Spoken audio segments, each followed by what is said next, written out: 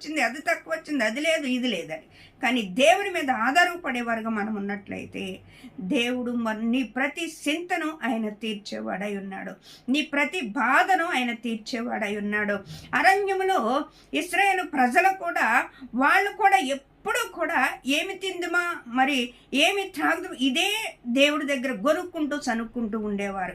కానీ దేవుడు వాళ్ళ పక్షాన కూడా మరి ఆకాశం నుండి మన్నాను కురిపించిన దేవుడు, మరి వాళ్ళ పక్షాన కూడా ఆకాశం నుండి పూరేళ్లను కురిపించిన దేవుడు, మరి అంత సమృద్ధిగా వాళ్ళు నడిపించినప్పటికైనాను ఎప్పుడు చూడండి వాళ్ళకి ఏమి తిందుమా అన్న గోలే కింద ఉండేవారు. ఏమి తిందుమా అన్న విసుగుతూ ఎప్పుడు గొనుక్కుంటూ చనుక్కుంటూ ఉండేవాడు.